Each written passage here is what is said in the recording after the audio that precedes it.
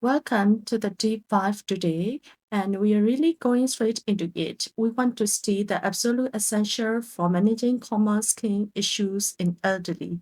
Our goal really is to give you how to tell benign aging signs that serious step. Yeah, it's critical because fundamentally aging skin is just different. You have intrinsic aging, the skin thins, less oil, less sweat.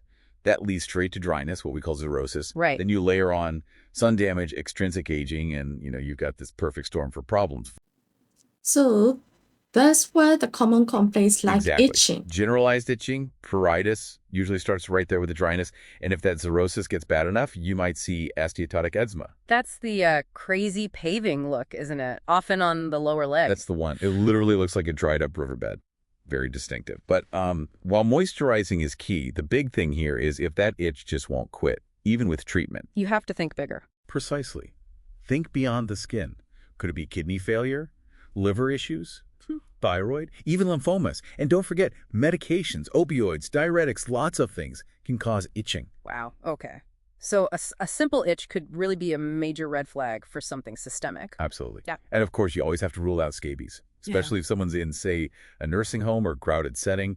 It mimics everything. Okay, so managing the itch, obviously moisturizers. You mentioned thick ones. Yes, thick creams or ointments, things with urea or glycerol are great because they really hold moisture in. But here's the crucial safety point. Let me guess. Antihistamines. Well, yes, but which ones? You have to avoid those first-generation sedating ones, like chlorphenamine. Why specifically those? Because in older people, the anticholinergic effects are really pronounced. Huge risk of delirium, confusion, and falls. It's just not worth the risk. It's a non-negotiable safety issue. Got it. Avoid sedating antihistamines. Okay, so barrier repair first. What about sun damage, actinic keratosis, AKs? You said they feel rough, like sandpaper. Exactly. Sometimes easier to feel than see. Yeah. They're basically patches of sun-induced dysplasia in the epidermis. And the worry is cancer, right? Squamous cell carcinoma. That's the main concern, yes. The risk of them transforming into invasive SCC. So, treatment. If they're often widespread on sun-damaged skin, how do you approach that? Is it always cryotherapy for every little spot? Good question. For just a few isolated ones, yeah, cryotherapy works well. But if someone has, a whole field of sun damage, Like on the scalp or forearms? right, then we use field treatments. Topical diclofenac gel is one option. It treats the whole affected area, visible and maybe subclinical lesions too. And prevention. Anything new there? Actually, yes. Nicotinamide, that's vitamin B3. Taking 500 milligrams twice a day has shown real promise in studies. It seems to help DNA repair from UV damage and sort of boosts the skin's immune surveillance. Interesting. So B3 can actually reduce SCC risk. The evidence suggests it can significantly reduce the risk, yeah. It's a pretty straightforward preventative measure alongside sun protection, obviously. Okay, B3 for prevention. Let's switch tracks a bit. The legs. Venous stasis dermatitis, VSD. That's not just a rash, is it? It's tied to vein problems. Correct. VSD is the skin showing signs of chronic venous insufficiency, CVI. It's a vascular problem first, skin problem second. So the plumbing's not working right, blood pooling. Essentially, yes. Veins aren't returning blood effectively, pressure builds up, fluid leaks out. That causes the swelling, the scaling, and that classic brownish-yellow discoloration. That color. It's iron, right? From blood leaking. Exactly. Hemosiderin staining, iron deposits left behind in the skin. So treating a VSD means treating the veins first. Absolutely non-negotiable. You have to adjust the underlying hydraulics. That means compression therapy, stockings, bandages. But wait, don't you need to check circulation first? Crucial point. You must check the ankle brachial pressure index, the ABPI, before starting compression. You don't want to compress someone with significant peripheral artery disease. You could make things worse. Right. Check ABPI, then compression. What else? Leg elevation. Regularly.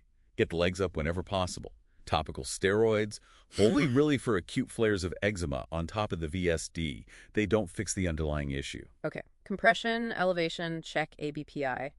Now, is there an urgent condition we need to watch out for that might look similar, at least initially? Yes. Bullous pemphigoid, BP. It can start with really intense itching, often much worse than typical dry skin or even VSD itching. And then, Then it progresses. You see large, tense blisters below. Not little fragile ones, but big, tight blisters. and if you see that, That's an immediate dermatology referral. BP is an autoimmune blistering disease. It needs systemic treatment, usually steroids, pretty quickly. don't delay. Okay, that's a critical distinction. Tense bulle equals urgent referral. So let's quickly recap the big points. Moisturize dry skin, use those urea emollients, because ignoring simple dryness can snowball. Right. And definitely avoid sedating antihistamines the fall, and delirium risk is too high. Treat AKs, consider field therapy, and think about nicotinamide for prevention alongside sun safety. And for VSD, remember it's vascular. Compression and elevation are key after checking the ABPI. Okay, so maybe a final thought for everyone listening.